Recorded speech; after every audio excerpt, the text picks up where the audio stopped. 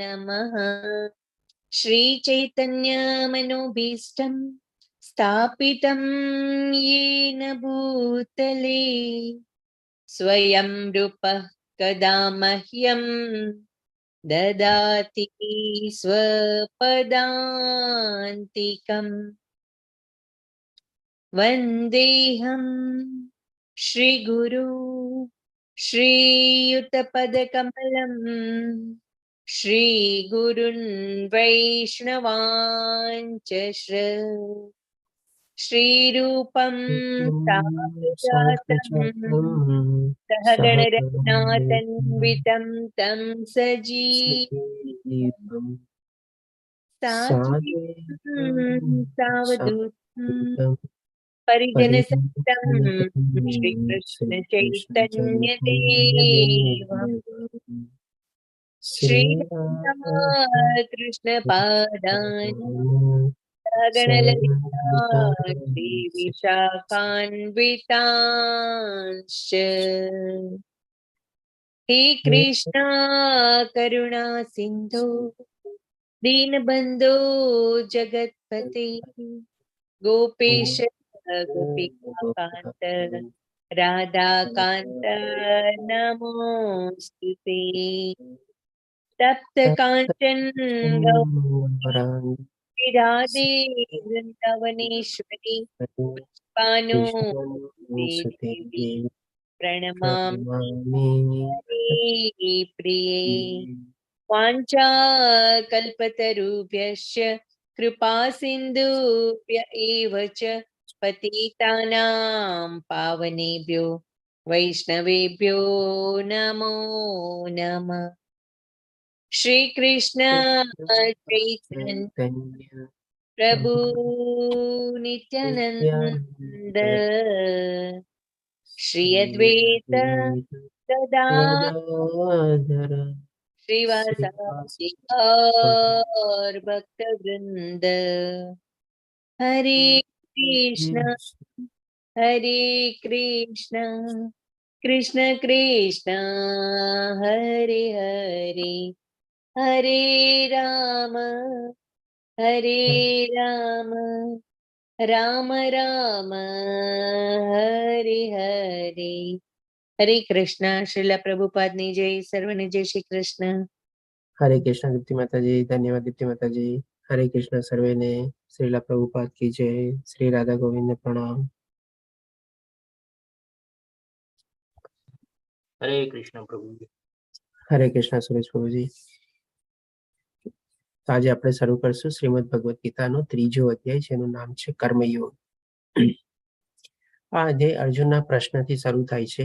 તો પહેલા શ્લોકમાં અર્જુન પ્રશ્ન પૂછે છે, કારણ કે બીજા અધ્યાયમાં ભગવાને આત્મજ્ઞાન આપ્યું, પછી સ્વધર્મનું જ્ઞાન આપ્યું, એટલે એમાંથી અર્જુનને જરા કન્ફ્યુઝન થાય છે અને પહેલા પ્રશ્ન પૂછે છે. અર્જુને કહ્યું, હે જનાર્દન, હે કેશવ, જો તમે બુદ્ધિને સકામ કર્મ કરતા શ્રેષ્ઠ માનતા હો, તો પછી તમે મને આ ઘોર યુદ્ધ કરવા શા માટે પ્રેરી રહ્યા છો? કારણ કે અર્જુન શું છે, ગમે તે કારણ એ યુદ્ધને થોડુંક ટાળવા માંગતો હતો અને એના કારણો પણ આપણે બધા જાણ્યા અને એમનો ભગવાને સંતોષકારક બી જવાબ આપ્યો. તેમ છતાં બી અર્જુન ચાહે છે કે જો ગમે તેમ રીતે પણ આ યુદ્ધ ટળી શકે તો કેમ ન ટાળી શકાય આપણે. એટલા માટે અર્જુન આ પ્રશ્ન પૂછે છે અને અર્જુન આ પ્રશ્ન ઉદ્ભવે છે. આપણે ગયા અધ્યાયમાં આપણે 49 થી લઈને 52મા શ્લોકમાં ભગવાન શ્રી કૃષ્ણ આ બુદ્ધિ વિશેનું જ્ઞાન આપે છે અને સાથે આપણને જ્ઞાન યોગનું પણ જ્ઞાન આપે છે. એમાં તો એના સંદર્ભમાંથી એમાં પર્ટિક્યુલરલી આપણને 52મો શ્લોક હતો, જેમાં અર્જુનને મૂંઝવણ ઊભી થાય આપણે કહી શકીએ. તો 52મા શ્લોકમાં જ્યારે ભગવાન શ્રી કૃષ્ણ કહે છે કે જ્યારે તારી બુદ્ધિ મોહ રૂપી ગાઢ જંગલને પાર કરી જશે, એટલે કે ક્યાં ગાઢ જંગલને? તો કે આ ભૌતિક દુનિયાને જે બધા મોહ માયા અને બધા આકર્ષણો છે એને ગાઢ જંગલ તરીકે ભગવાન શ્રી કૃષ્ણ વર્ણવેલું છે. એટલે કે છે કે તારી બુદ્ધિ મોહ રૂપી, એટલે કે જ્યારે તારી બુદ્ધિને આત્મજ્ઞાન સમજાઈ જશે અને તને સમજાઈ જશે કે આ ભૌતિક દુનિયાના મોહ માયાના આકર્ષણ ખોટા છે, એટલે કે એને તું પાર કરી જઈશ, ત્યારે તારે સર્વ સાંભળવા યોગ્ય બાકી તથા તે સાંભળેલ હશે તે પ્રત્યે તું ઉદાસીન થઈ જઈશ. એટલે કે તને આ બધું સમજાઈ જશે કે આ બધું કાંઈ મહત્વનું નથી, આત્મજ્ઞાન જ વધારે મહત્વનું છે. તો આના સંદર્ભમાં એને પ્રશ્ન થાય છે કે જો આ બધું કાંઈ મહત્વનું નથી અને બુદ્ધિ યોગ જ વધારે મહત્વનું છે, તો પછી હું શું કામે આ ઘોર યુદ્ધમાં પ્રવૃત્ત થાવ? ડેફિનેટલી એનો ક્વેશ્ચન બી બરાબર જ છે. આપણે જો એ પ્રમાણે આપણે સમજીએ તો જે પ્રમાણે ભગવાને જ્ઞાન આપ્યું આપણને. હજી આગળ બીજો પ્રશ્ન પૂછે છે બીજા શ્લોકમાં કે આપના દ્વિઅર્થી ઉપદેશોથી મારી મતિ મૂંઝાઈ ગઈ છે. તેથી કૃપા કરી મને નિશ્ચયપૂર્વક મને જણાવો કે આમાંથી મારે માટે સૌથી હિતાવહ શું છે. હવે શું કામ અહીંયા અર્જુન કહે છે દ્વિઅર્થી? કારણ કે ગઈકાલના અધ્યાયમાં ભગવાન શ્રી કૃષ્ણ બીજા અધ્યાયમાં બે મહત્વપૂર્ણ વિષયોનું જ્ઞાન આપ્યું. ક્યાં બે વિષયોનું જ્ઞાન આપ્યું? કોણ કહેશે મને? શરીર નથી, હરે આપણા કૃષ્ણ. હાથમાં છે. આપણા હાથમાં શરીર નથી, હાથમાં છે. આત્મા છીએ એટલે કે આત્મજ્ઞાન આપ્યું. અને બીજું કયું જ્ઞાન આપ્યું ભગવાને? સ્વધર્મ. સ્વધર્મ અથવા નિયત કર્તવ્ય કર્મ કરવાનું જ્ઞાન આપ્યું. તો એટલા માટે પછી અર્જુનને પ્રશ્ન થાય. તો જો ડેફિનેટલી જે પ્રમાણે અક્ષય પ્રભુજીએ કીધું, અધ્યાય બીજામાં આપણને 11 થી લઈને 30મા શ્લોકમાં આપણને આત્મજ્ઞાન મળે છે. એટલે કે ભાઈ આપણે શરીર નથી પણ આપણે આત્મા છીએ. અને પછી ભગવાન શ્રી કૃષ્ણ 38 થી લઈને 53મા શ્લોકમાં ભગવાન શ્રી કૃષ્ણ સ્વધર્મનું અથવા તો નિયત કર્તવ્ય કર્મ અથવા તો આપણે ભગવાને સૂચવેલા જે કર્મ હોય એના ઉપર આપણે ચાલવું જોઈએ. આ બે અલગ અલગ વિષયોનું જ્ઞાન આપ્યું. એટલે અર્જુનને થાય છે કે આપના દ્વિઅર્થી શબ્દોથી ઓર મૂંઝાઈ ગયો કે ભાઈ હવે મારે કરવું શું? મારે શું આત્મજ્ઞાન કેળવીને આત્મપરાયણ થઈ જવું અને આ યુદ્ધ ભૂમિ છોડીને શું ત્યાં ભગવાનનું ધ્યાન ધરવાનું શરૂ કરવાનું? કે પછી જે પ્રમાણે તમે મને નિયત કર્તવ્ય કર્મ કરવાનું કીધું, સ્વધર્મ નિભાવવાનું કીધું, તો મારે એ કરવું. એટલે કે ડેફિનેટલી અર્જુનના બંને પ્રશ્ન વ્યાજબી હતા અને એમાં એને કન્ફ્યુઝન થાય છે. તો ભગવાન શ્રી કૃષ્ણ એના પણ જવાબ આપે છે. તો 5મા શ્લોકમાં ભગવાન શ્રી કૃષ્ણ પહેલા કહે છે કે પ્રત્યેક વ્યક્તિને તેણે ભૌતિક પ્રકૃતિ દ્વારા મેળવેલા ગુણો અનુસાર વિવશ થઈને એટલે કે by compulsion bound to do થઈને કર્મ કરવું જ પડે. એટલે કે શું છે, આપણે દરેક વ્યક્તિ આ ત્રિગુણી માયાના પ્રભાવ હેઠળ આપણે જીવીએ છીએ. ત્રિગુણી માયામાં 3 ગુણો હોય છે, સતોગુણ, રજોગુણ અને તમોગુણ, અને એ આપણને બાંધીને રાખે છે. ડેફિનેટલી આના વિશેનું આપણે ડિટેલમાં જ્ઞાન 14મા અધ્યાયમાં ગુણોત્તર વિભાગમાં જોશું કે કેવી રીતે આપણને ત્રિગુણી માયાથી આપણે બંધાઈ જઈએ છીએ અને કેવી રીતે એનો આપણા ઉપર પ્રભાવ પડે છે અને કેવી રીતે એના પ્રભાવ હેઠળ આપણે અલગ અલગ મનોદશા કેળવીએ છીએ અને એ મનોદશાથી લઈને આપણે કેવા કાર્યમાં પ્રવૃત્ત થઈએ છીએ. અને ભગવાન શ્રી કૃષ્ણ આપણને એ પણ સમજાવશે કે એવા કાર્યથી આપણી આગલી ગતિ શું થાય છે. એટલે કે અહીંયા ભગવાન શ્રી કૃષ્ણ સંક્ષિપ્ત રૂપે આપણને કહે છે કે એ મેળવેલા ગુણો અનુસાર વિવશ થઈને આપણે બંધાઈ જઈએ છીએ એનાથી અને આપણે કમ્પલસરીલી છે ને કામ કરવું જ પડે છે. તેથી કોઈ પણ મનુષ્ય એક ક્ષણ માટે પણ કર્મ કર્યા વિના રહી શકતો નથી. આપણે એક સેકન્ડ તો શું, એક ક્ષણ એટલે કે સેકન્ડનો બી નાનો ભાગ એના પણ વગર છે ને આપણે કર્મ કર્યા વગર નથી રહી શકતા. તમે કહેશો કેવી રીતે? ઘણીવાર આપણે તો ઘણીવાર અડધી 1 કલાક 2 કલાક સુધી એમને બેઠા હોઈએ છીએ, નવરા બેઠા હોઈએ છીએ, આપણે કાંઈ નથી કરતા. શું તમે કહેશો કે ભાઈ ચાલો મેં 2 કલાક સુધી ટીવી જોયું, કાંઈ કામ ન કર્યું? તો તમે જે ટીવી જોયું એ પણ તો કામ કર્યું આપણે. અથવા તો માની લો કોઈ કે ચાલો 2 કલાક સૂઈ ગયો, મેં કાંઈ કામ નથી કર્યું.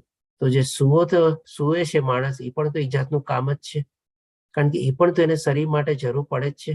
તો હવે એ જ ચીજ ભગવાન શ્રી કૃષ્ણ આપણને આગલા શ્લોકમાં સમજાવે છે. તું તારું નિયત કર્તવ્ય કર્મ કર, કારણ કે કર્મ નહીં કરવા કરતા કર્મ કરવું વધારે સારું છે. કામ કર્યા વિના મનુષ્ય પોતાના દેહનો નિર્વાહ પણ કરી શકતો નથી. આપણે જાણીએ છીએ કે ખાવું, બેઠવું, ઉસવું, પછી આપણે સૂવું, મળ ત્યાગ કરવો, એ આપણું બધું દેહના શરીરના નિર્વાહ માટે આપણે કરવું જ પડે છે. તો ડેફિનેટલી આપણે જે સૂતા બી હોઈએ ને એ પણ આપણે એક જાતનું આપણા શરીરના નિર્વાહ માટેનું કામ જ છે, આપણે કહી શકીએ. ઇવન આપણે કહીએ કે આપણે જે શ્વાસ લઈએ છીએ ને એ પણ તો આપણે બહુ જરૂરી છે. તો શ્વાસ લેવાનું પણ જે આપણે કામ છે ને એ પણ આપણા શરીરના નિર્વાહ માટે છે. આપણે જે ખાઈએ છીએ એમાં પણ તો આપણે હાથને તકલીફ આપવી પડે છે, મોઢાને તકલીફ આપવી પડે છે, દાંતેથી ચાવવું પડે છે. તો એ પણ તો આપણું કર્મ થઈ ગયું. એટલે કે ને કર્મ કર્યા વિના આપણે એક ક્ષણ પણ ડેફિનેટલી રહી શકતા નથી. અને જ્યાં સુધી આપણું આ શરીર છે એ શરીરના નિર્વાહ માટે પણ આપણે કંઈક ને કંઈક કર્મમાં આપણે પ્રવૃત્ત થવું જ પડે છે. એટલા માટે અહીંયા ભગવાન શ્રી કૃષ્ણ કહે છે કે તું તારું નિયત કર્તવ્ય કર્મ કર, અને કર્મ ન કરવા કરતા તો કર્મ કરવું વધારે સારું છે. હવે ભગવાન શ્રી કૃષ્ણ બતાવે છે આપણને કે આ જે કર્મ આપણે કરીએ છીએ કેવી રીતે કર્મ કરવું જોઈએ. એટલે કે જે કાંઈ પણ આપણે રોજબરોજની લાઈફમાં આપણે નિયત કર્તવ્ય કર્મ કરતા હોઈએ, માની લો કોઈ ગૃહિણી હોય તો એ હાઉસ મેકર તરીકે ઘરમાં બધાની સાચવણ રાખતી હોય, નાના બાળકોનો ખ્યાલ રાખતા હોય, બધા મેમ્બરો માટે ખાવાનું બનાવતી હોય, બાકી બધું બી ઘણી ચીજો મેનેજ કરતા હોય, પુરુષો લોકો બધા ઓફિસમાં જતા હોય, કામ ધંધે જતા હોય, નોકરીએ જતા હોય, આ બધા જે આપણે કર્મ કરતા હોય આપણી રૂટીન લાઈફમાં, ડેઇલી લાઈફમાં, બાળકો સ્કૂલે જતા હોય, ભણતા કરતા હોય, બધું ચીજ આપણે નિયત કર્તવ્ય કર્મ કરીએ છીએ. તો એ કેવી રીતે કરવું જોઈએ એ ભગવાન શ્રી કૃષ્ણ હવે આપણને સૂચવે છે કે વિષ્ણુ પ્રીત્યર્થે યજ્ઞ તરીકે કર્મ કરવું જોઈએ. એટલે કે શું? આપણે જે કાંઈ પણ કર્મ કરીએ છીએ આપણે રોજબરોજની લાઈફમાં, રૂટીન લાઈફમાં, એ આપણે યજ્ઞ તરીકે. યજ્ઞ એટલે કે શું? એક જાતનું સેક્રિફાઈસ. એટલે કે કોના પ્રીત્યર્થે આપણે સેક્રિફાઈસ કરવાનો છે, તો કોના પ્રીત્યર્થે યજ્ઞ કરવાનું છે? તો કે વિષ્ણુ પ્રત્યે, અથવા તો ભગવાન શ્રી કૃષ્ણ પ્રત્યે, અથવા તો જે કાંઈ પણ કર્મ આપણે કરીએ છીએ એમાં કૃષ્ણ ભાવના યુક્ત થઈને એ આપણે કર્મ કરવાનું છે. અને જો એવી રીતે ન કરીએ તો કહે છે ભગવાન શ્રી કૃષ્ણ, અન્યથા આ ભૌતિક જગતમાં કર્મના બંધન ઉત્પન્ન થાય છે. એટલે કે જો આપણે પોતાના સ્વાર્થ માટે કોઈ કર્મ કરીએ તો ડેફિનેટલી એનાથી આપણે બંધાઈ જઈએ છીએ આપણે. પણ કોઈ પણ કર્મ આપણે નિસ્વાર્થ ભાવે કરીએ, ડેફિનેટલી આપણે નિસ્વાર્થ ભાવ સંપૂર્ણ રીતે ન કેળવી શકતા હોઈએ, પણ ડેફિનેટલી આ બધું જ્ઞાન મેળવીને થોડું ઘણું આપણે એમાં આગળ વધીએ તો એ બધા કર્મ આપણને બંધન કરતા નથી થતા. એટલા માટે કે છે, તેથી એ કુંતી પુત્ર, તું તેમની વિષ્ણુની પ્રસન્નતા અર્થે નિયત કર્મ કર. એ રીતે તું સદા અનાસક્ત અને બંધનમાંથી મુક્ત રહીશ. એટલે કે જો આવી ભાવના આપણે આગળ ને આગળ વધારતા જઈએ, કૃષ્ણભાઈ ભાવના યુક્ત કરવાની, આપણે કર્મ કરવાની, તો ડેફિનેટલી આપણે એમાં અનાસક્ત કેળવી શકીએ. અને એ જો અનાસક્ત આપણે કેળવી શકીએ તો આપણે બધા કર્મથી આપણે બંધાઈએ નહીં. હવે પછી ભગવાન શ્રી કૃષ્ણ કહે છે કે જો આપણે આ બધા યજ્ઞ વિષ્ણુ પ્રીત્યર્થે કરીએ તો ભગવાન પણ આપણને રિટર્ન ગિફ્ટ આપે છે. એવું નથી કે આપણે ખાલી ભગવાનના પ્રીત્યર્થે આવી રીતે બધા કર્મ કરીએ તો આપણને કંઈ મળતું નથી. આજે જેમ આપણે કોઈના બર્થડેમાં ગયા હોઈએ અને આપણે ગિફ્ટ લઈને જઈએ તો પાછા જ્યારે આવીએ ત્યારે આપણા બાળકને પણ રિટર્ન ગિફ્ટ મળે છે ને. તો એવી જ રીતે પણ આપણે પણ ભગવાન પ્રીત્યર્થે આવી જે કાંઈ પણ કર્મ કરીએ છીએ, બધા દેવી દેવતાઓ અને ભગવાન પણ આપણને રિટર્ન ગિફ્ટ આપે છે. એટલે 11મા શ્લોકમાં ભગવાન શ્રી કૃષ્ણ કહે છે, યજ્ઞો દ્વારા પ્રસન્ન થઈને. એટલે કે જો આવા સેક્રિફાઈસના ભાવથી આપણે કર્મ કરીએ તો દેવી દેવતાઓ પણ બધા પ્રસન્ન થાય છે. દેવો તમને પણ પ્રસન્ન કરશે અને એ રીતે માનવો તથા દેવો વચ્ચેના સહકારથી સૌનો અભ્યુદય થશે. એટલે કે એકબીજાનું કોઓપરેશન થશે, એકબીજાનું જોડાણ થશે અને એવી રીતે બધાનો અભ્યુદય એટલે કે બધાનું પ્રોગ્રેસ અને ડેવલપમેન્ટ થશે જો આવી ભાવનાથી આપણે કર્મ કરીએ તો. હવે દેવી દેવતાઓ કેવી રીતે આપણા ઉપર કૃપા કરશે એ પણ ભગવાન શ્રી કૃષ્ણ આપણને સમજાવે છે. તો આગલા શ્લોકમાં ભગવાન શ્રી કૃષ્ણ કહે છે, 12મા શ્લોકમાં, જીવનની વિવિધ જરૂરિયાતોની પૂર્તિ કરનારા વિભિન્ન દેવો. એટલે કે શું છે? આપણા જીવન જરૂરિયાતની ઘણી બધી એવી વસ્તુઓ આપણને આ પ્રકૃતિમાંથી મળી રહે છે. જેમ કે શું? સૂર્યદેવ પાસેથી આપણને સૂર્યનો તડકો મળે છે, અજવાળું મળે છે, તાપ મળે છે. ચંદ્ર પાસેથી આપણને રાત્રિનો છાંયો મળે છે, અંધારું મળે છે. પછી આપણને પવનદેવ પાસેથી આપણને લેવા ઓક્સિજન, શ્વાસ લેવા માટે ઓક્સિજન મળે છે. ઇન્દ્રદેવ પાસેથી આપણને વરસાદ મળે છે. પછી લક્ષ્મીજી પાસેથી આપણને દ્રવ્ય મળે છે. સરસ્વતી દેવી પાસેથી આપણને વિદ્યા મળે છે. એટલે કે બધા અલગ અલગ દેવો આપણી બધી આવી જરૂરિયાતોની પૂર્તિ કરે છે. યજ્ઞ સંપન્ન કરવાથી પ્રસન્ન થઈને તમારી બધી જરૂરિયાતોની પૂર્તિ કરશે. એટલે કે જો આવી ભાવનાથી આપણે યજ્ઞ કરીએ તો ડેફિનેટલી આ બધા દેવી દેવતાઓ ખુશ થાય છે અને આપણને રિટર્ન ગિફ્ટ આપે છે અને આપણા ઉપર પ્રસન્નતા વર્તાવે છે. પરંતુ જે મનુષ્ય આ પ્રાપ્ત ઉપહારો દેવોને અર્પણ કર્યા વિના પોતે ભોગવશે તે નક્કી ચોર જ છે. આમાં પ્રાપ્ત ઉપહારો ભગવાન શ્રી કૃષ્ણ શું કામ કહે છે? કારણ કે ઘણી બધી ચીજો આપણને શું છે? ઓટોમેટિકલી મળી ગઈ છે. જેમ કે સૂર્યનો પ્રકાશ માટે આપણે શું કઈ લાઇટ ચાલુ કરવી પડે છે? કોઈ ચીજ સૂર્યને ચાર્જ કરવો પડે છે? સૂર્ય એના મેળે ઉગે છે, આપણને તાપ મળે છે, અજવાળું મળે છે, બધું થાય છે, વરસાદ આવે છે, આપણને પછી છાયો મળે છે ચંદ્રનો. આ બધું જે છે ઓટોમેટિકલી આપણને મળી જાય છે. શ્વાસ લેવા માટે, હવા માટે આપણે કોઈ પૈસા ચૂકવવા પડે છે? તો કે ના. એટલા માટે ભગવાન શ્રી કૃષ્ણ કહે છે આ પ્રાપ્ત ઉપહારો એટલે કે ઓટોમેટિકલી આપણને મેળવી મળેલા છે. આપણે પણ દેવોને અર્પણ કર્યા વિના જો ભોગવીએ તો ડેફિનેટલી નક્કી ચોર કહેવાય. હવે આને સમજવા માટે આપણે દાખલો લઈએ. પ્લે માની લો એક ઓપન હાઉસ છે. હવે એમાં શું છે? બધા લોકો આરામથી ફ્રી એન્ટ્રી રૂપે આવી શકે અને એમાં અંદર જઈને પછી જોવે તો ઘણી બધી સગવડો હોય. ખાવા પીવાની સગવડો હોય, સુવા કરવાની સગવડો હોય, રહેવા કરવાની સગવડો હોય, મોજ મસ્તી કરવાની બધી સગવડો હોય, બધી ટાઈપની એમાં સગવડો હોય. અને આ બધી સગવડો એવું નથી કે લિમિટમાં છે. જે માણસમાં જેટલું રહેવું હોય પોતાના મરજી પ્રમાણેમાં રહી શકે, અને જ્યારે મરજી થાય ત્યારે બહાર નીકળી જાય. હવે માની લો કોઈ માણસ બધામાં આવે અને બધી આવી રીતે એની સુખ સગવડો, સાધનો, ઉપલબ્ધો બધું ભોગવે અને પછી પોતે મરજી થાય ત્યારે બહાર નીકળે. હવે બહાર નીકળે ત્યારે માની લ્યો ત્યાં પેટી પડેલી હોય. હવે પેટીમાં શું છે, પોતાના હિસાબે કંઈક ને કંઈક આપણે યોગદાન આપણે આપી શકીએ. પણ એ માની લો યોગદાન આપ્યા વગર એમને નીકળી ગયો. ચાલો માની લીધું એને યોગદાન આપવાની એની યથાશક્તિ નહોતી, પણ જ્યાં આવી રીતે ઓપન હાઉસ હોય અને આટલી બધી સુખ સગવડો અને સુવિધા આપણને ઉપલબ્ધ હોય, ત્યાં કેટલી બધી સેવાની જરૂર પડે. ખાવાનું બનાવવાની જરૂર પડે, પીરસવાની જરૂર પડે, પાતળ ઉપાડવાની જરૂર પડે, માણસોને બેસાડવા કરવાની બધાની કેટલી વ્યવસ્થા કરવી પડે. અને એવી રીતે માની લો આમાં પણ પોતાનું કોઈ યોગદાન ન આપે, કાંઈ ચીજનું કોઈ યોગદાન ન આપે, ન કાંઈ આપણા પેટીમાં પોતે દ્રવ્યદાન કે કાંઈ આપે અને એમને એમાંથી બહાર નીકળી જાય, તો ડેફિનેટલી ચોર જ પાપનું જ ખાધું કહેવાય ને. આપણામાં નથી કહેતા હરામનું ખાય છે આપણે, તો ડેફિનેટલી આપણી પણ અવસ્થા છે ને આવી જ થઈ શકે. આપણે આ દુનિયામાં અહીંયા આવ્યા છીએ, આપણા માટે આ બધી સુખ સગવડો અને સુવિધાઓ ભગવાને આપણને આપેલી છે. સૂર્યનો પ્રકાશ, ચંદ્રનો છાયો, વર્ષા, હવા બધું આપણને આપેલું છે. અને આપણે જો એમાં કંઈ યોગદાન ન આપીએ આ સૃષ્ટિને આગળ વધારવામાં અને સૃષ્ટિની સાર સંભાળ લેવામાં, તો ડેફિનેટલી આપણે પણ તો ચોર કહેવાઈએ. અથવા તો ભગવાન પ્રીત્યર્થી એને ખુશ કરવા માટે આપણે કોઈ એવા યજ્ઞ ન કરીએ તો આપણે બી તો ચોર કહેવાઈએ. એટલા માટે પછી ભગવાન શ્રી કૃષ્ણ આગળ હજી ઓર બતાવે છે, કારણ કે ભગવાન શ્રી કૃષ્ણ ખાવાથી શું કામે શરૂ કરે છે, તો એ પણ આપણે એનું કારણ જોશું. 14મા શ્લોકમાં ભગવાન શ્રી કૃષ્ણ કહે છે, બધા દેહધારી પ્રાણીઓ અન્ન ખાઈને પોષણ પામે છે. ડેફિનેટલી આપણને ખાવાની તો જરૂર પડે જ. જ્યાં સુધી શરીર છે ત્યાં સુધી એને મેન્ટેન તો કરવું જ પડે, અને એને મેન્ટેન કરવા માટે આપણે ખાવું તો પડે જ ડેઈલી. એટલા માટે ખાઈએ તો જ આપણું ભરણ પોષણ ને બધું થાય. અને એટલા માટે કહે છે કે આ અન્ન વરસાદથી ઉત્પન્ન થાય છે. વરસાદ યજ્ઞ કરવાથી વરસે છે અને યજ્ઞ નિયત કર્મો કરવાથી થાય છે. એટલે કે અહીંયા ભગવાન શ્રી કૃષ્ણ છે ને એક આપણને ઇકોસિસ્ટમ આખી સમજાવે છે કે કેવી રીતે આ ખાવાનું આપણને પ્રાપ્ત થાય છે. તો કે ભાઈ પહેલા આપણને વરસાદ થાય છે, વરસાદથી ધાન્ય પાકે છે, ધાન્યથી પછી આપણે એના વ્યંજનો બનાવીએ છીએ અને આપણે ગ્રહણ કરીએ છીએ. અને વરસાદ સૌ પ્રથમ પહેલા ક્યારે થાય છે, તો કે જ્યારે આવી રીતે આપણે ભગવાન પ્રીત્યર્થી યજ્ઞ કરીએ છીએ ત્યારે એ લોકો આપણને ખુશ થઈને અથવા પ્રસન્ન થઈને આપણને વરસાદ આપે છે. હવે આ જે અહીંયા ભગવાન શ્રી કૃષ્ણ આપણને આખી સાયકલ સમજાવે છે, એને આપણે બે રીતે સમજી લઈએ. પહેલા તો જે લિટરલ મિનિંગ છે એ પ્રમાણે આપણે સમજશું, પછી એને આપણે આજની રોજબરોજની લાઈફમાં બી આપણે એને કનેક્ટ કરશું કે કેવી રીતે આપણે આવી રીતે યજ્ઞનું ચક્ર આપણી લાઈફમાં આપણે ફોલો કરી શકીએ.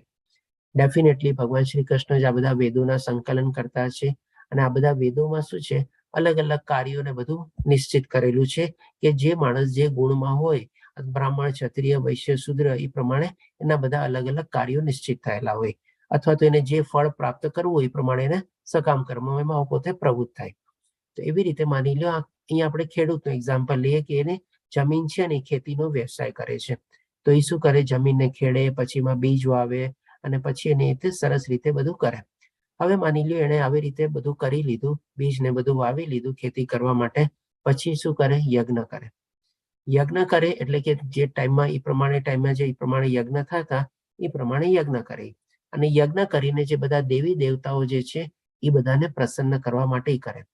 હવે જ્યારે આવી રીતે યજ્ઞ કરવામાં આવે ત્યારે બધા દેવી દેવતાઓ પ્રસન્ન થઈને શું આપે, તો કે વરસાદ આપે, કૃપા દ્રષ્ટિ પોતાની વરસાવે વરસાદ રૂપમાં. હવે જ્યારે આવી રીતે વરસાદ થાય ત્યારે જે એને ખેતી કરી હોય એનું આપણે એનાથી ધાન અથવા અનાજ પાકે, અને એનાથી પછી આપણે અલગ અલગ ખાદ્ય સામગ્રી બનાવીએ, આપણો ખોરાક બનાવીએ, અથવા તો અલગ અલગ વ્યંજનો બનાવીએ અને એ આપણે ગ્રહણ કરીએ. પણ ગ્રહણ કર્યા પહેલા આપણે શું, એ ભગવાનને આપણે ધરીને આપણે કરીએ. એટલે કે ભોગ જે છે આપણે પેલા ભગવાનને ધરાવીએ અને એમની પૂજા કરીએ અને પછી આપણે પ્રસાદ રૂપે આપણે એને ગ્રહણ કરીએ. તો આ રીતે થઈ ગયું આખું આપણે યજ્ઞનું ચક્ર, જે પ્રમાણે ભગવાને આપણને આ શ્લોકમાં એમાં જે બધું સમજાવ્યું. હવે આના જ આખા યજ્ઞના ચક્રને આપણે આજની લાઈફમાં કનેક્ટ કરીએ, કારણ કે આજે શું છે કે ઘણા લોકો ખેતીની વધુ કરતા નથી હોતા. તો આજની લાઈફમાં આપણે કેવી રીતે કનેક્ટ કરીએ એ જોઈએ. ડેફિનેટલી વેદોની બધું તો ભગવાને સંકલન કરેલું છે. હવે આજની તારીખમાં આપણે શું હોય છે, બધા પોતપોતાના સ્વભાવ પ્રમાણે કંઈક ને કંઈક ધંધો, વ્યવસાય કે નોકરી કરતા હોય છે. કોઈ પ્રોફેશનલિઝમ હોય, કોઈકને કોઈ બિઝનેસ હોય, કોઈક નોકરી કરતા હોય, કોઈ ગૃહિણી હોય, કોઈ ભણતા કરતા હોય, બધું એવી રીતે શું બધા પોતપોતાનું કામમાં પ્રવૃત્ત થયેલા હોય છે. હવે આપણે જે નોર્મલી 8 કલાકની આપણે ડ્યુટી કરતા હોઈએ છીએ બરોબર છે, પણ હવે સાથે સાથે આપણે શું છે, ભગવાનની ભક્તિ કરવાની છે. એટલે કે આપણે પણ યજ્ઞ કરવાનો છે અને એ યજ્ઞ આપણે ભગવાનને અર્પિત કરવાનો છે અથવા સમર્પિત કરવાનો છે. અને આવી રીતે જ્યારે આપણે યજ્ઞ કરીએ અથવા ભગવાનની ભક્તિ કરીએ તો આપણા ઉપર પણ કૃપા દ્રષ્ટિ થાય. હવે આમાં કૃપા દ્રષ્ટિ કેવી રીતે થાય? માની લો કોઈ બિઝનેસ કરતું હોય તો એનું સેલ્સ વધારે, પ્રોફિટ વધે, એને પૈસા કમાય, કોઈ નોકરી કરતું હોય તો એને પગાર મળે. એવી રીતે ડેફિનેટલી એ પ્રમાણે આપણે કહી શકીએ કે ભગવાનની કૃપા દ્રષ્ટિ રીતે આપણને મળ્યું. અને જે પ્રમાણે આપણને દ્રવ્ય ને બધું મળે, પ્રોફિટ ને બધું થાય, આપણે શું છે, જીવનની જીવન જરૂરિયાતી બધી ચીજ વસ્તુ ખરીદીએ, આપણે ખાવા પીવાનું ખરીદીએ, કપડાં ખરીદીએ, બાકી જે સાધન સામગ્રી બધી આપણને જો જોતી હોય સુખ સગવડ માટે એ આપણે બધી ખરીદીએ. અને એ બધી ખરીદીને આપણે શું એનો ઉપભોગ કરીએ. આપણે પણ ઉપભોગ કર્યા પહેલા જો આપણે ભગવાનને ધરીને કરીએ, આજે જે કાંઈ પણ આપણે ખાઈએ ભગવાનને ધરાવીએ, આજે જે કાંઈ પણ આપણે કપડાં લઈએ આપણે પહેલા વિચારીએ કે મારા ભગવાન માટેના વાઘા છે કે નહીં, પછી આપણે આપણા માટે કપડાં લેવાનું વિચારીએ. માની લો આપણે ઘર લેવાનું વિચાર્યું તો પહેલા આપણે ઘર તો લઈએ અને ઘરમાં બી આપણે સૌથી પહેલા આપણે ભગવાનનો રૂમ બનાવીએ. તો આ રીતે બધી ચીજમાં આપણે પહેલા ભગવાનને જોડ્યા આપણી સાથે, ભગવાનને આપણી સાથે રાખ્યા અને એવી રીતે આપણે ભગવાનની પૂજા કરી. આપણે ગાડી ખરીદીએ તો પણ આપણે શું, એ ગાડીનો ઉપયોગ પહેલા આપણે મંદિરે જઈને એની પૂજા કરીએ, પછી બની શકે તો ડેઈલી આપણે મંદિરમાં ગાડીમાં આપણે દર્શન કરવા જઈએ, પછી આપણા કામે જઈએ, શનિવાર રવિવારે કોઈ બીજાને આપણે સાથે લઈ જઈએ આપણે ગાડીમાં. તો એ બધું શું છે, આપણું યજ્ઞ પ્રીત્યર્થે, વિષ્ણુ પ્રીત્યર્થે બધા આપણા કર્મ થઈ ગયા. આપણે ખાલી આપણા પોતાના સ્વાર્થ માટે ન વાપર્યું. ગમે તે ચીજો લીધી, પહેલા આપણે ભગવાનને યાદ કર્યા અથવા તો ભગવાનને આપણે અર્પિત કર્યા અને સમર્પિત કર્યા, તો એ આપણું થઈ ગયું કૃષ્ણમય ભાવના યુક્ત કર્મ. અને આવી રીતે આપણે ઈ સાયકલને આપણે આજની તારીખમાં બી આપણા રોજબરોજની લાઈફમાં આપણે એને ફોલો કરી શકીએ છીએ, જે ભગવાને યજ્ઞનું ચક્ર આપણને બતાવ્યું છે એ પ્રમાણે. હવે આપણે જોશું કે ભાઈ આપણે અલગ અલગ યુગમાં અલગ અલગ ટાઈપના આપણે યજ્ઞ થાય. તો સૌથી પહેલા તો શું, આપણે સતયુગ હતો. તો સતયુગમાં લોકો શું કરતા, બધા અમુક ઉંમર થાય પછી આપણે બધો સંસાર ને બધી એનાથી પોતે અલિપ્ત થઈ જતા અને જંગલમાં જઈને બધા ભગવાનની સાધના અને તપસ્યા કરતા અને એવી રીતે ભગવાનને પ્રાપ્ત કરવાની કોશિશ કરતા. પછી એવો ત્રેતાયુગ. ત્રેતાયુગમાં શું થતું, જે પ્રમાણે આપણે આગલા ફોટોમાં જોયું, અગ્નિ પ્રગટાવીને બધા યજ્ઞો કરતા હતા. અને એવી રીતે ત્યારે એ ટાઈમમાં બધા એવા બ્રાહ્મણો અને બધા પંડિતો અને વિદ્વાનો હતા કે જે લોકો શાસ્ત્રોક્ત વિધિ બધી જાણતા અને જેમાં માટે સાધન સામગ્રી બધી જોતી પણ સારા પ્રમાણમાં બધી ઉપલબ્ધ હતી. એટલે કે એ રીતે એ લોકો યજ્ઞ કરતા ત્રેતાયુગમાં. પછી એવો આપણો દ્વાપર યુગ. તો દ્વાપર યુગમાં શું છે, ઘણા બધા આપણા મંદિરોનું નિર્માણ થયું. તો લોકો મંદિરે જતા, ત્યાં ભગવાનની પૂજા કરતા, ભગવાનની અર્ચના કરતા, ભગવાનની સેવા કરતા અને ત્યાં બી જે કાંઈ પણ મદદ કરવાની હોય બધી રૂપે મદદરૂપ થતા. તો એ રીતે થઈ ગયું દ્વાપર યુગમાં યજ્ઞ કરવાની પદ્ધતિ. અને હવે અત્યારે આપણે રહીએ છીએ કલયુગમાં. તો કલયુગમાં અત્યારે યજ્ઞ કરવાની પદ્ધતિ આપણા માટે શું છે, તો કે આપણે ભગવાનનું નામ જ લેવાનું છે. કારણ કે કળિયુગમાં બી આપણે જાણીએ કોરોના કાળ આવ્યો, ઘણા ખરા મંદિરો બી બધા બંધ થઈ ગયા હતા ત્યારે. તો મંદિરે બી આપણે કેવી રીતે જઈ શકીએ? નો ડાઉટ અત્યારે બધા ખુલી ગયા છે આપણે, પણ કળિયુગમાં અત્યારે આપણે કહીએ ને, જો ઘરે બેઠા બી આપણે જો ભગવાનનું નામ લેવું હોય અથવા યજ્ઞ કરવો હોય ને, તો આપણે હરે કૃષ્ણ મહામંત્રનો જાપ આપણે કરીએ ને, તો એ પણ આપણો યજ્ઞ છે. આપણે ભગવાનનું સરસ રીતે ધ્યાન આપણે કરીએ, એ આપણો કળિયુગમાં એકમાત્ર યજ્ઞ છે આપણે. અને એ રીતે આપણે આનો સંદર્ભ પણ છે આપણને જે છે અલગ અલગ શાસ્ત્રોમાંથી પણ આપણને મળવામાં આવે છે. કારણ કે આપણે શ્રીમદ ભાગવતમાં બી જાણીએ છીએ કે 25મા શ્લોકમાં ભગવાન શ્રી કૃષ્ણ જે આપણે આગળ લઈશું કે યજ્ઞોમાં હું પોતે મહામંત્ર તરીકે છું, એ આપણને ભગવાન શ્રી કૃષ્ણ બતાવે છે, ઓમકાર તરીકે છું. પછી એવી જ રીતે શ્રીમદ ભાગવતમના બી 11મા સ્કંદમાં 5મા શ્લોકમાં 32મા શ્લોકમાં લખેલું છે કે ભાઈ કળિયુગમાં જે યજ્ઞ છે તો હરિ કીર્તન, હરે કૃષ્ણનું નામ એ જ એકમાત્ર યજ્ઞ છે. અને એવી જ રીતે ભગવાન શ્રી કૃષ્ણ ચૈતન્ય મહાપ્રભુ બી લગભગ 500 વર્ષ પહેલા કળિયુગમાં આપણે પ્રગટ થયેલા હતા.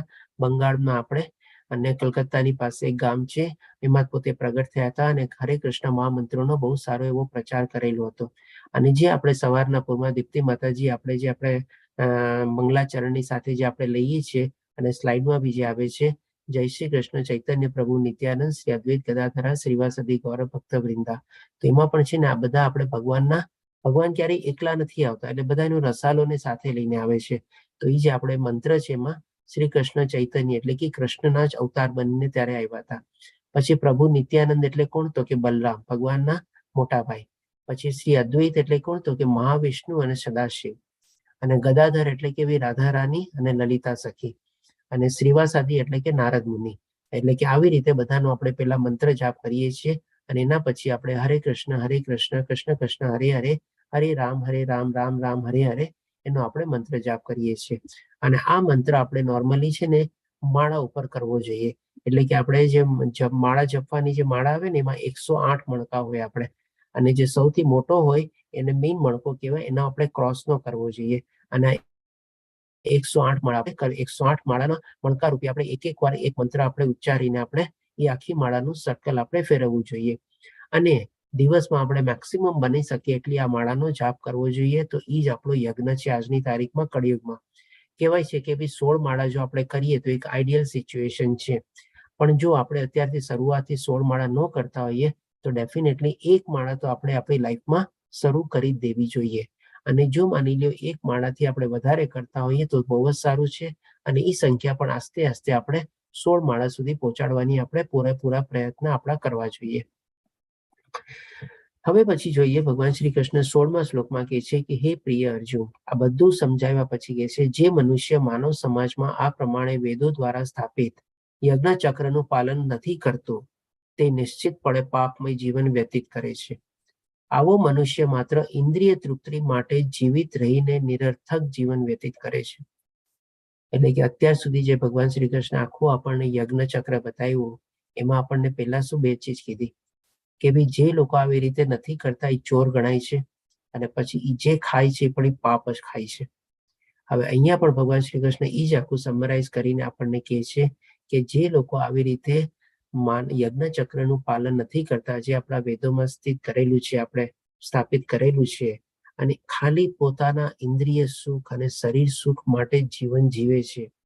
ઘણા લોકોને એવો હોય છે ને જીવનનો ઉદ્દેશ ખાઓ પીઓ ને મોજ કરો. ભગવાને જેટલું જીવન આપ્યું છે માણસો બસ પૂરેપૂરો ભોગવો ને બસ. એટલે આવી ભાવનાથી જે લોકો જીવે છે તો એના માટે ભગવાન શ્રી કૃષ્ણ ડેફિનેટલી અહીંયા કહે છે કે પાપમય જીવન વ્યતીત કરે છે. અને આવું જીવન જીવીને ખાલી ઇન્દ્રિય તૃપ્તિને સુખ કરવા માટે અથવા શરીરને સુખ આપવા માટે એ જે જીવન જીવી રહ્યો છે એ નિરર્થક જીવન છે. શું કામ એ નિરર્થક જીવન છે? તો કે મનુષ્ય જીવનનું લક્ષ્ય શું છે? ભગવાનને પ્રાપ્તિ કરવી ને. આ જન્મ મૃત્યુ જરા વ્યાધિ ચક્કરમાંથી આપણે પોતાની જાતને છોડાવવા, એમાંથી મુક્ત થવું અને ભગવાનના ધામમાં પહોંચવું. જો આવી જ રીતે આપણે ન કરીએ, એ લક્ષ્યને આપણે પ્રાપ્ત કરવા માટે કોઈ પણ રાતનો પ્રયત્ન ન કરીએ અને ખાલી આપણા ઇન્દ્રિય સુખ અને શરીર સુખ માટે જ આપણે જીવન ગાળીએ તો આપણું જીવન બેકાર્યું કહેવાય ને. મનુષ્ય જીવનનો કોઈ ઉપયોગ ન થયો. કોને ખબર આવતો જન્મ આપણો હજી ઓર અધોગતિ થશે. કારણ કે આમાં જ ખાલી એવી જ ટાઈપનું જો જીવન જીવવું હોય તો આપણને જીવનનો કોઈ મતલબ ન રહ્યો. આપણે આમ ભગવાન શ્રી કૃષ્ણ આપણને 16મા શ્લોકમાં સમજાવે છે.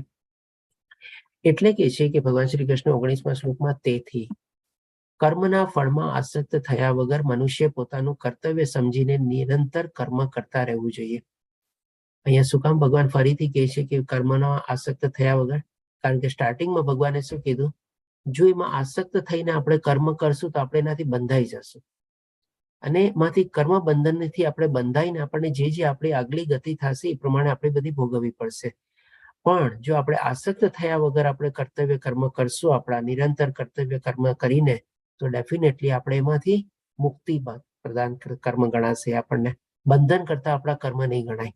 એટલા માટે કહે છે કારણ કે અનાસક્ત રહીને કર્મ કરવાથી મનુષ્યને પરમેશ્વરની પ્રાપ્તિ થાય છે.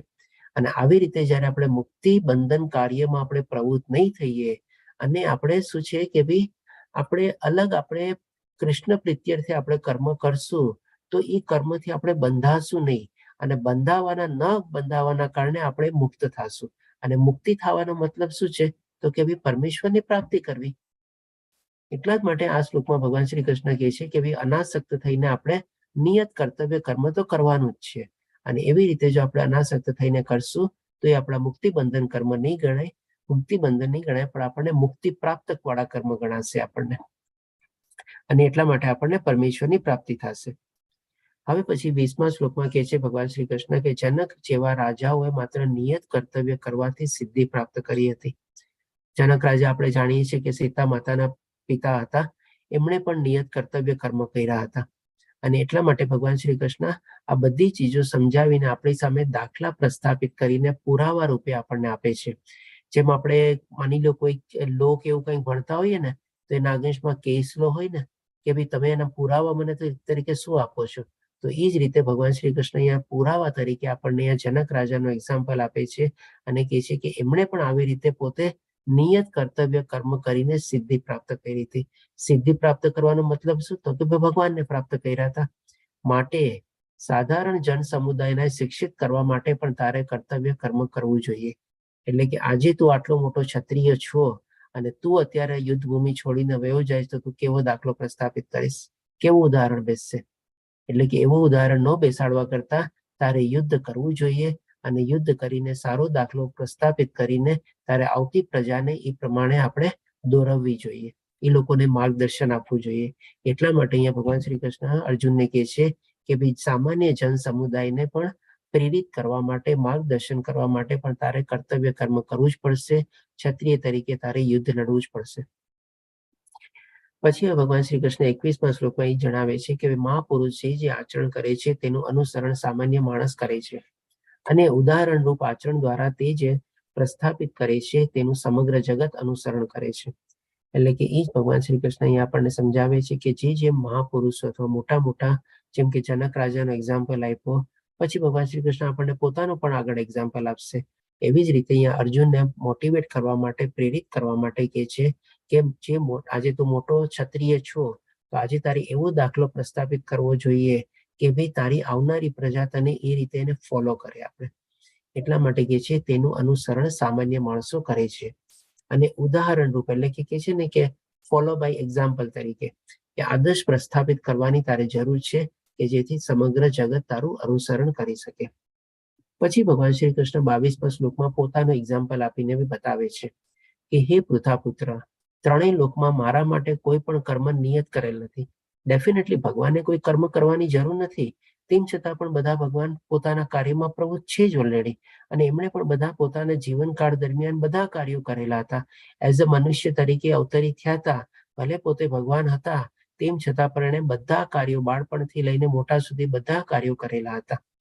મને કોઈ વસ્તુનો અભાવ નથી, ભગવાને કોઈ વસ્તુનો અભાવ નથી, કારણ કે બીજા અધ્યાયમાં જ આપણે પહેલા શું જાણ્યું, ભગવાન પાસે તો બધી જ ટાઈપનું ઐશ્વર્ય છે. ક્યાં 6 ટાઈપના ઐશ્વર્ય છે ભગવાન પાસે?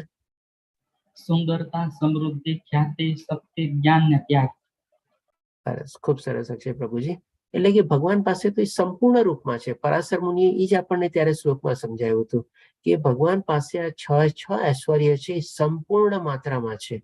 તો ભગવાનને શેની જરૂર છે? એટલે કે ભગવાન પાસે કોઈ ચીજનો અભાવ નથી, મારે માટે કશું મેળવવાની જરૂરિયાત પણ નથી. એટલે કે એવું નથી કે ભગવાન ધારે એ ચીજ ન મેળવી શકે. ભગવાન તો આખી સૃષ્ટિનું સર્જન કરી શકે છે, તો એના માટે કઈ ચીજ એવી પોતાના માટે ન હોય કે ભાઈ પોતે ન મેળવી શકે? તેમ છતાં હું નિયત કર્તવ્ય કર્મ કરવામાં કાર્યરત રહું છું. એટલે કે જ્યારે મનુષ્ય તરીકે અવતરિત થયા ત્યારે ભગવાન શ્રી કૃષ્ણ નાનપણમાં પોતે નટખટ વેડા બી કર્યા હતા, માતા યશોદાને પજેવા હતા બી, એ બી કરેલું છે એણે. પછી નાના હતા ત્યારથી એમના પિતા પણ પોતે મદદગાર થતા, ગાયોને ચડાવવા જતા. નાના હતા ત્યારે પોતે રહીમાતા બી એના ગ્વાળ બોલા મિત્રો સાથે. નાના હતા ત્યારથી એણે સંદીપની ઋષિના આશ્રમમાં જઈને બધી વિદ્યાઓ મેળવેલી હતી. મોટા થઈને પણ એમણે પોતે ક્ષત્રિય ધર્મનું પાલન કર્યું હતું. અલગ અલગ ઘણા બધા અસુરોનો પણ એમણે નાશ કર્યો હતો. બાળક હતા ત્યારે પણ એમણે પોતાના બધા કર્મો કર્યા હતા, બધી લીલાઓ આપણને દેખાડી હતી. દરેકે દરેક પોતાના જીવનના ટાઈમ પ્રમાણે એણે બધા કર્મો કરેલા છે. એમને પણ પરિવાર હતો, એમની પણ રાણીઓ હતી, એમના પણ પુત્રો પૌપુત્ર બધા હતા.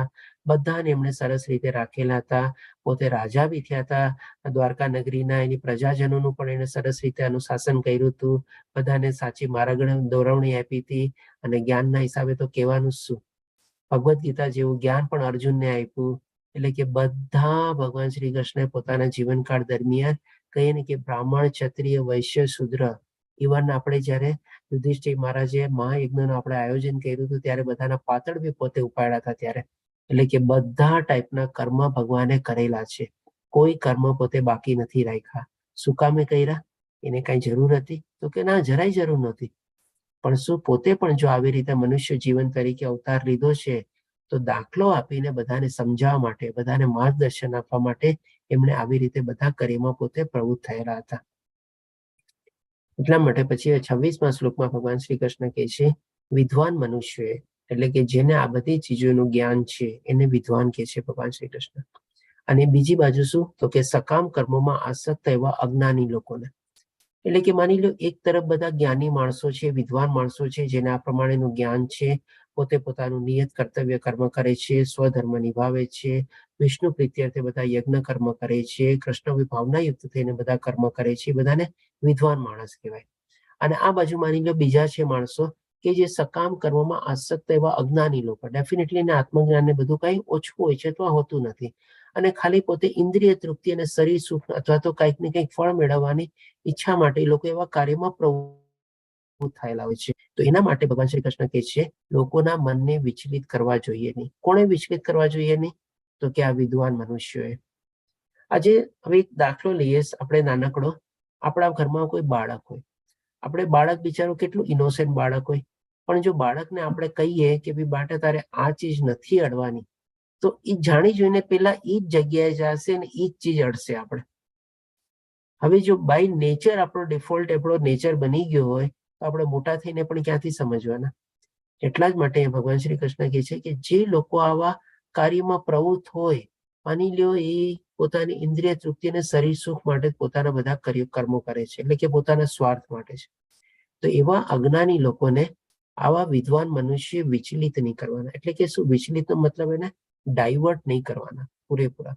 તમે એને ત્યારે ને ત્યારે કહેશો ને કે ભાઈ આ બધું તું કરસ એ ખોટું કરસ, આવી રીતે આમ ન કરવું જોઈએ, તારે આમ કરવું જોઈએ, એ તમારી વાત માનશે જ નહીં, કોઈ દી નહીં માને.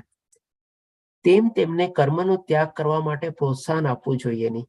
ભલે જે કર્મ તો કરે છે ને પોતાના સ્વાર્થ માટે કરે છે, ઇન્દ્રિય તૃપ્તિ માટે કરે છે, શરીર સુખ માટે કરે છે, પણ કર્મ તો કરે છે ને, તો તમે એને આપણે સદંતર રીતે એમ ન કહીએ કે ભાઈ તારે આ કર્મ આમ ન કરવું જોઈએ, પણ તારે આમ કરવું જોઈએ, એમ નહીં કરવાનું.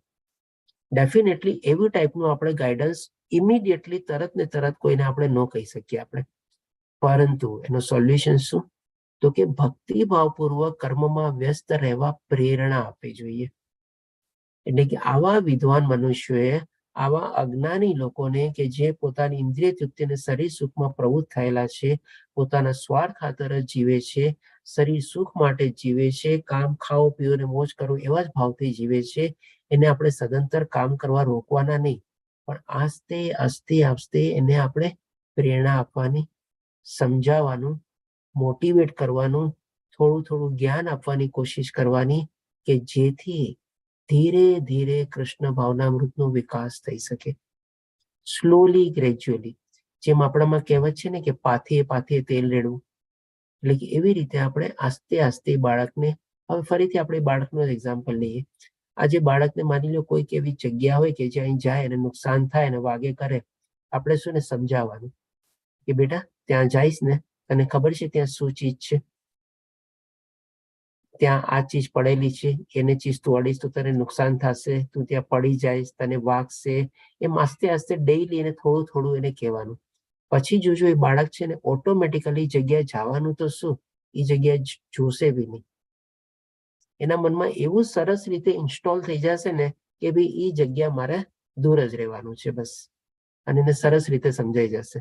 તો એવી જ રીતે માણસને આપણે તરત ને તરત ન કહી શકીએ કે ભાઈ તું આ કર અને આ ન કર, પણ આસ્તે આસ્તે એને આપણે સમજાવી શકીએ.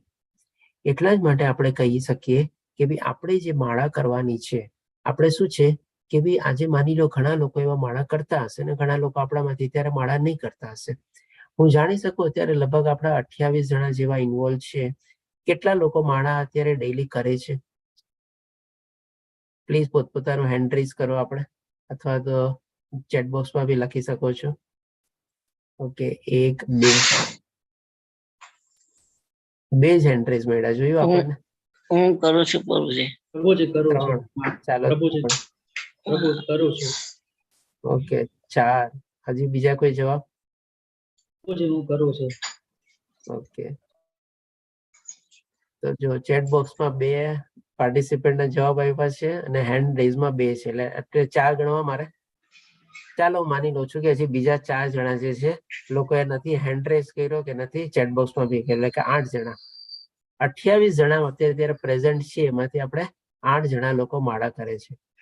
હવે હું આ બાકીના જે લોકો નથી કરતા હોય ને અત્યારે ઇમિડિયેટલી કહું કે તમારે કાલથી 16 માળા શરૂ કરવાની છે, નથી જ થવાની. આપણે બહુ જ ડિફિકલ્ટ છે, કોઈ નથી કરી શકવાનું.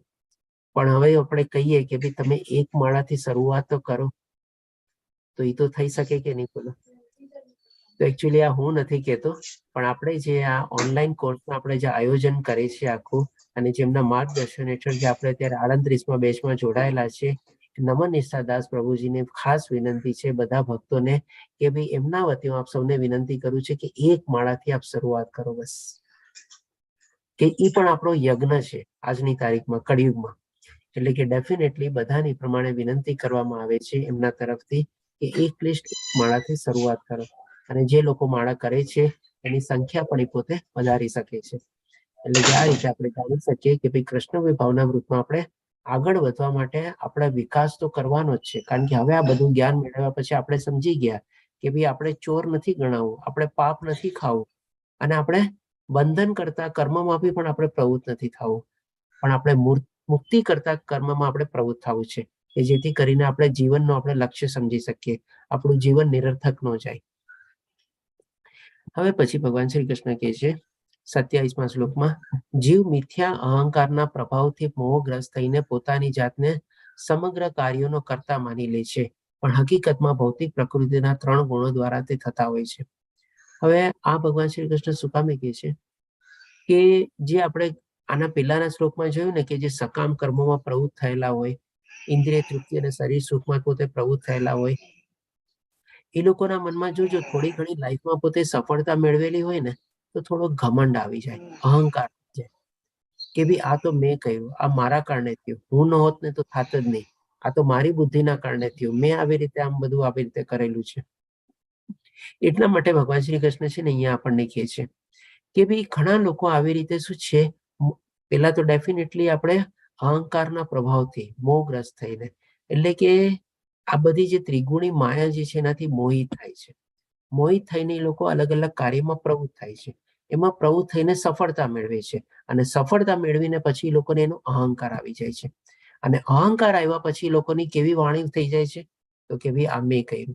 એટલા માટે શું કહે છે ભગવાન શ્રી કૃષ્ણ કે ભાઈ પોતાની જાતને સર્વ કાર્યોનો કર્તા માની બેસે છે કે ભાઈ હું ન હોત ને તો થાત જ નહીં. પણ એકચ્યુઅલીમાં કેના માટે આપણે કાર્યમાં પ્રવૃત્ત થઈએ છીએ એ શું છે તો કે હકીકતમાં ભૌતિક પ્રકૃતિના 3 ગુણો દ્વારા તે થતા હોય છે. બધા કાર્યમાં પ્રવૃત્ત થવાનું પાછળનું કારણ શું, એટલે કે ડ્રાઇવિંગ ફોર્સ શું હોય છે તો કે આ ત્રિગુણી માયા હોય છે. અને એ ત્રિગુણી માયા આપણને બધા કાર્યમાં પ્રવૃત્ત કરતી હોય છે, અને એમાં ને એમાં આપણે ખેંચાતા જઈએ છીએ અને આગળ વધતા જઈએ છીએ, અને આપણે પોતાની જાતને આપણે કર્તા માની લઈએ છીએ. એટલે કે જેમ આપણે કઠપુતળીની જેમ છે ને આપણને આ ત્રિગુણી માયા છે ને નચાવતી હોય છે, અને આપણે પોતે શું સમજીએ છીએ કે ભાઈ હું કરું છું આ બધું. એટલે કે આવી ટાઈપનો કોઈ આપણે કર્તા ભાવ ન કેળવવો જોઈએ, અને કોઈ ચીજનો સ્વામિત્વ ભાવ બી આપણે ન કેળવવો જોઈએ કે જેથી કરીને આપણને અહંકાર આવે. આટલા માટે ભગવાન શ્રી કૃષ્ણ આપણને આ અહીંયા સમજાવે છે. પછી હવે અર્જુનનો પ્રશ્ન આવે છે. તો 36મા શ્લોકમાં બધું સમજ્યા પછી હવે અર્જુન એક પ્રશ્ન પૂછે છે, અને બહુ પ્રેક્ટિકલ પ્રશ્ન પૂછે છે. અર્જુને કહ્યું, હે વૃષ્ણવંશી, જાણે કે બળજબરીથી તેમાં પરોવાયો હોય તેમ મનુષ્ય ઈચ્છતો ન હોવા છતાં પાપ કર્મમાં સાથી પ્રેરાય છે. એટલે કે બળજબરીથી તેમાં પરોવાયો હોય, તેમાં પરોવાયો એટલે કે શેમાં તો કે આવા પાપ કર્મમાં. એટલે કે પોતાની ઈચ્છા નથી હોતી, મનુષ્ય ઈચ્છતો ન હોવા છતાં એ શું કામ આવા પાપ કર્મમાં પ્રેરાઈ જાય છે. તમે જોજો ઘણીવાર આપણે રોજબરોજની લાઈફમાં બી છે ને આવું ઘણીવાર થતું હોય છે. ઘણીવાર આપણે નાનું મોટું ખોટું બોલી દઈએ, ઘણીવાર આપણે કોઈક ને કંઈક એવા શબ્દો બોલી દઈએ કે એને ખોટું લાગી જાય કે એવું કંઈ, અને ઘણીવાર આપણે મોસ્ટલી આપણે ઇન્ટેન્શનલી બી કરતા હોઈએ છીએ. ઘણીવાર ડેફિનેટલી ગુસ્સો બી આવી જાય છે આપણને, ગુસ્સાનું બી કેવું પરિણામ આવે છે એ પણ આપણે જાણી ગયા. આપણે બધું આપણને ખબર હોય છે કે મારે આવો ગુસ્સો ન કરવો જોઈએ, મારે આમ ન બોલવું જોઈએ, મારે ખોટું ન બોલવું જોઈએ, તેમ છતાંય કેમ આ શું કામે થઈ જાય છે. આપણી બધાની સાથે થાય છે કે નહીં તમે મને કહો? આ તો સિમ્પલ જવાબ છે, હા કે ના? મારે ખ્યાલથી બધા જવાબ આપી શકે. હા પ્રભુજી. તો હવે આજ બરોબર, ધન્યવાદ. હા તો ડેફિનેટલી હવે અર્જુનના જે પ્રશ્ન હતો આપણી પ્રેક્ટિકલ લાઈફમાં કેટલો કનેક્શન રાખે છે આપણે. તો હવે આનો પણ ભગવાન શ્રી કૃષ્ણ બહુ સરસ મજાનો જવાબ આપે છે અને ઉદાહરણની સાથે બી આપે છે. તો પહેલા આગલા શ્લોકમાં 37 શ્લોકમાં ભગવાન શ્રી કૃષ્ણ જે જવાબ આપે છે એ જવાબ જોઈએ આપણે. પૂર્ણ પુરુષોત્તમ પરમેશ્વર બોલ્યા, હે અર્જુન, આનું કારણ એટલે એનું રીઝન શું છે? રજોગુણથી ઉત્પન્ન થયેલ કામ જ છે. એટલે કે શું? પહેલા તો ત્રિગુણી માયાનું વર્ણન કર્યું. એટલે ત્રિગુણી માયામાં જે રજોગુણ જે છે એનાથી આપણે પ્રભાવિત થયેલા હોઈએ છીએ અને એનાથી ઉત્પન્ન થયેલું એક કામ એટલે કે ઈચ્છા હોય છે આપની અંદર, જે પછીથી ક્રોધનું રૂપ ધારણ કરે છે અને જે આ જગતનો સર્વભક્ષી મહાપાપી શત્રુ છે. કોણ? તો કે ભાઈ ક્રોધ બહુ મોટો શત્રુ છે આપણો. આપણે 16મા અધ્યાયમાં જાણશું દૈવાસુર વિભાગ અસુર વિભાગ યોગમાં. એમાં આપણને ભગવાન શ્રી કૃષ્ણ કહે છે કે ભાઈ નરક લોકના 3 દ્વાર છે, એમાં આપણે 3માં ક્રોધ આવે છે. આપણે 16મો અધ્યાય દેવાસુર સંપદ વિભાગ યોગમાં આપણે ભગવાન શ્રી કૃષ્ણ કહે છે. તો એ જે ક્રોધ છે ને બહુ મોટું મહાપાપનું શત્રુ છે આપણે. હવે અહીંયા પહેલા ભગવાન શ્રી કૃષ્ણ જે આપણને સમજાવ્યું ને આપણે સમજીએ કે રજોગુણથી ઉત્પન્ન થયેલ. ઘણી વાર આપણને ખબર હોય છે ગુસ્સો ન કરવો જોઈએ, પણ આપણે શું હોય, કોઈક ઈચ્છા હોય કે ભાઈ એ વ્યક્તિ છે ને આવી જ રીતે કરે, અથવા તો મેં જેને કીધેલું છે ને એ પ્રમાણે જ કરે, પણ એ માણસ એ રીતે નથી કરતો, એનાથી કંઈક ઉલટું કરે છે અને પરિણામ કંઈક ખોટું આવે છે અથવા ખરાબ પરિણામ આવે છે. એટલે તરત આપણો શું હોય, મેં એને કીધું તું ને એણે કેમ ન કર્યું, એ જે છે ને એ રજોગુણનો ગુણ છે કે ભાઈ મારા કેવા પ્રમાણે કેમ ન વર્તો. એટલે કે રજોગુણમાં હતો એ માણસ અને એ પ્રમાણે થયેલ કામ જ છે. બીજીની ઈચ્છા શું હોય છે, મેં જેને ઇન્સ્ટ્રક્શન આપેલું હતું, ગાઈડન્સ આપેલું હતું, એ પ્રમાણે એને કેમ ન કર્યું. એટલે કે આપણી ઈચ્છા શું હોય કે ભાઈ મેં જે કીધું એ પ્રમાણે વર્તવું જોઈએ અને એ ન વર્તો એટલે આપણને શું થયું, ગુસ્સો આવ્યો. આમાં અલગ અલગ રીતે આ નાનકડો દાખલો છે, પણ બધી ચીજમાં તમે આ જોજો, કનેક્ટ કરી જોજો કે તરત આપણને ગુસ્સો છે ને આપણી ઈચ્છા પ્રમાણે થયું હોય, ન થાય તો આપણને ગુસ્સો આવે. સામેવાળો માણસ આપણી ઈચ્છા પ્રમાણે, આપણા કીધેલા પ્રમાણે ન વર્તે તો આપણને ગુસ્સો આવે, અથવા તો જે પ્રમાણમાં, જે માત્રામાં આપણે કીધેલું એના કરતા ઓછું અથવા વધારે અથવા કંઈક અવળું કરે તો આપણને ગુસ્સો આવે. એટલે કે આ બધી ચીજોમાં આપણને ગુસ્સો આવે છે. તો એ બધી ચીજોનું કારણ શું છે, તો કે ભાઈ આપણો રજોગુણ છે અને એની પાછળનું આપણું અજ્ઞાન છે. હવે આ ચીજ સમજાવવા માટે ભગવાન શ્રી કૃષ્ણ પાછા 3 ટાઈપના દાખલા બી આપે છે આગલા શ્લોકમાં. તો 38મા શ્લોકમાં ભગવાન શ્રી કૃષ્ણ કહે છે કે જેવી રીતે અગ્નિ ધુમાડાથી, પહેલો દાખલો, બીજો દાખલો દર્પણ ધૂળથી, ત્રીજો દાખલો ભ્રૂણ ગર્ભાશયથી આવૃત રહે છે. એટલે કે આપણું જે અજ્ઞાન છે ને એ આ 3 લેવલના હિસાબે આપણે કવર્ડ હોય છે આપણે. તેવી રીતે જીવાત્મા આ કામ વડે, એટલે કે ભાઈ આપણે અલગ અલગ ઈચ્છાઓથી આપણે અલગ અલગ માત્રામાં આપણે કવર થયેલા છે, વિભિન્ન માત્રામાં આવૃત રહે છે. પહેલા ભગવાને જે 3 એક્ઝામ્પલ આપ્યા ને, 3 એક્ઝામ્પલને આપણે લિટલ સેન્સમાં સમજીએ, પછી એ જે આપણે વિભિન્ન માત્રાનો જે મતલબ છે એ પણ આપણે સમજશું કે ભાઈ આપણી લાઈફની સાથે કેવી રીતે કનેક્ટેડ છે. પહેલું શું છે, અગ્નિ ધુમાડાથી. હવે તમે જોજો કે ભાઈ ક્યારેક આપણે બારીમાંથી, સામેના મકાનમાંથી ધુવાડો આવતો હોય, આપણે શું કહે કે ભાઈ કંઈક આગ લાગે જો, કારણ કે કહેવત છે ને, where there is smoke there is fire. એટલે કે શું, પેલા એ ધુમાડાથી આપણે સમજી શકીએ છીએ કે ભાઈ આગ લાગી છે. પછી હવે અગ્નિ જેવી વધારે પ્રજ્વલિત થાય છે અને ત્યારે આપણને પછી એમાંથી આગ દેખાય છે. પહેલા આપણને આગ દેખાતી નથી, કારણ કે આગ શેનાથી કવર થયેલી છે, તો કે ધુમાડાથી કવર થયેલી છે. પછી બીજું એક્ઝામ્પલ છે દર્પણ ધૂળથી. હવે અરીસાનું કામ શું? દર્પણ એટલે કે અરીસો. અરીસાનું કામ શું? તો કે ભાઈ જે ચીજ હોય એને સત્ય એનું પ્રગટ કરવાનું. પણ એ માની લ્યો અરીસો ધૂળથી ભરેલો હોય તો એ શું આપણને કામમાં આવે? અરીસામાં આપણે કઈ જોઈ શકીએ? કઈ ન દેખાય આપણને અરીસામાં. પછી ત્રીજો એક્ઝામ્પલ ભગવાન શ્રી કૃષ્ણ કહે છે ભ્રૂણ ગર્ભાશયથી. એટલે કે જે ગર્ભાશય હોય એની અંદર એક બાળક બિચારું કેવું આમ સંકોચાઈને પોતે એની અંદર ગ્રોથ થતું હોય, આપણે એને હલવા ડોલવાની જરાય જગ્યા હોય તો કે ન હોય. એટલે કે આ 3 એક્ઝામ્પલ આપીને ભગવાન શ્રી કૃષ્ણ કહે છે આવૃત રહે છે. એટલે કે કેવી રીતે? તો કે તેવી રીતે જીવાત્મા કામ, એટલે કે આપણો જે આત્મા જે છે એ આવા અજ્ઞાનથી, ભૌતિક દુનિયાના મોહ માયાના આકર્ષણથી અને ત્રિગુણી માયાથી આવૃત રહે છે. આ 3 એક્ઝામ્પલ આપીને સમજાવે છે વિભિન્ન માત્રામાં. હવે વિભિન્ન માત્રા જે છે ને એ આપણા 3 લેવલ છે એકચ્યુઅલી. તો પહેલું જે લેવલ છે ને આપણે જોઈએ કે ભ્રૂણ ગર્ભાશયથી. તો આ જે છે ને આપણે વૃક્ષોનું જીવન છે, પ્લાન્ટ ને બધા જે મોટા મોટા ઝાડ ને બધા હોય ને, તમે જોજો ગર્ભાશયમાં એ કેવું સંકોચાઈ થઈને બી વૃક્ષ એટલે ગ્રોથ પામે છે, એટલે બાળક. તો એવી જ રીતે જે વૃક્ષ બી હોય ને અથવા જે ઝાડ હોય ને એ એક જ જગ્યાએ ઊભું આસ્તે આસ્તે ગ્રોથ થતું હોય એમ. તો એ વૃક્ષનું જીવન છે. પછી આ જે જીવન છે ને આ છે પ્રાણીઓનું જીવન. કારણ કે આખું એ લોકોને જ્ઞાન મળી જ ન શકે અને એ લોકો એવી રીતેથી પોતે પોતાના જીવનનો ઉદ્ધાર બી ન કરી શકે. એટલે કે આ પ્રાણીનું જીવન છે. અને આ જે જીવન છે ને આપણું મનુષ્ય જીવન છે. આપણો જીવાત્મા પણ આ મોહ માયાને આકર્ષણ રૂપી ત્રિગુણી માયાથી આપણે ઢંકાયેલો છે ધુમાડાથી. પણ આપણને જ્ઞાન મળે ને ત્યારે આપણી અંદરમાં જે જ્ઞાન દ્વારા જે અગ્નિ પ્રજ્વલિત થાય ને આસ્તે આસ્તે ધુમાડો આપણે દૂર કરી શકીએ છીએ. અને આપણે એ જ્ઞાનના પ્રકાશમાં અથવા તો જ્ઞાનની અગ્નિમાં આપણે પોતાનું જીવન આપણે સુધારી શકીએ છીએ. એટલે કે આવી રીતે ભગવાન શ્રી કૃષ્ણ 3 એક્ઝામ્પલ આપીને 3 અલગ અલગ લાઈફના જે લેવલ છે, આ વૃક્ષનું જીવન, આ પ્રાણીનું જીવન, આ મનુષ્યનું જીવન, અને એ આપણને એ સમજાવે છે. હવે પછી 39મા શ્લોકમાં ભગવાન શ્રી કૃષ્ણ કહે છે કે એ રીતે નાની જીવાત્માની શુદ્ધ ચેતના કામરૂપી સનાતન શત્રુનો દ્વારા ઢંકાઈ જાય છે.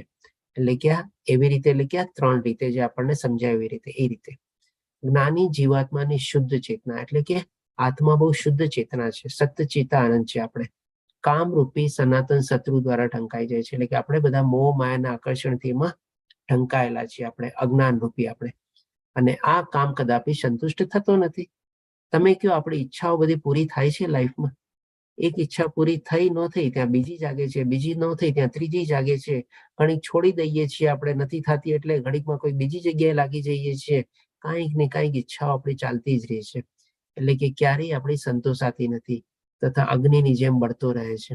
કોણ બળતો રહે છે? તો કે આપણું મનુષ્ય જીવન આખું આમાં ને આમાં જ આપણે બળતા રહીએ છીએ, ખાલી આપણી ઈચ્છાઓ પૂરી કરવામાં છે.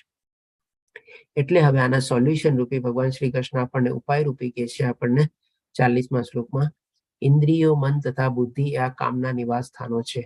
તેમના દ્વારા કામ જીવાત્માના વાસ્તવિક જ્ઞાનને ઢાંકી દે છે અને તેને મોહિત કરે છે.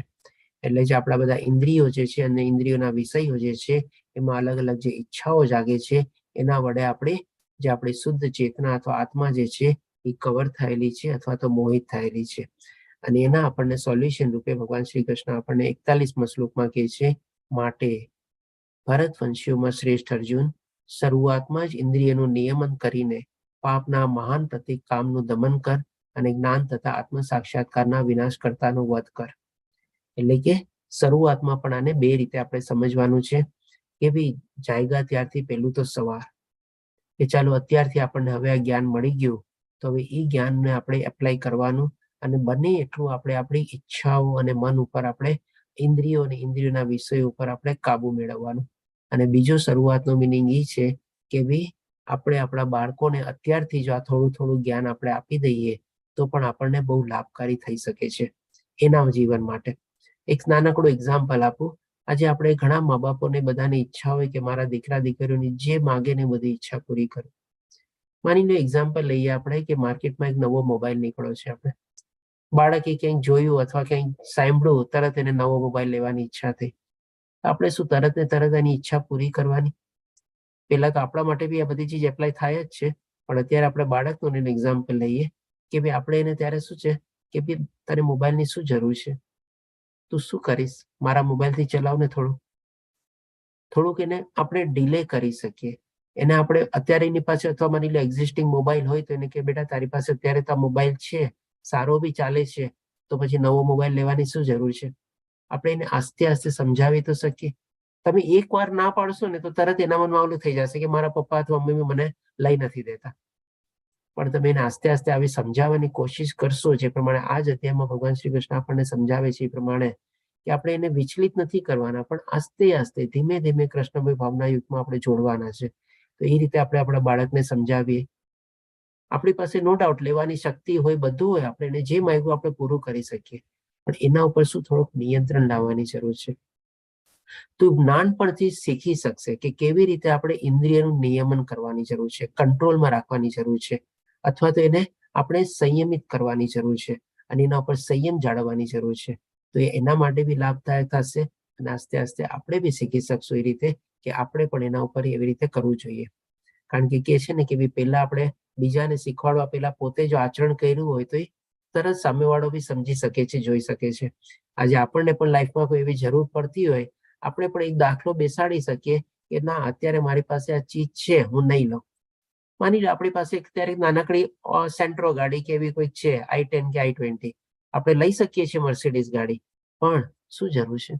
મારે આ ગાડીથી ચાલે છે, બરાબર છે, ઓકે, મારું પર્પઝ બધું સોલ્વ થઈ જાય છે, તો મારે શું કામ મર્સિડીઝ લેવી, શું કામ મારે ઓડી ગાડી લેવી?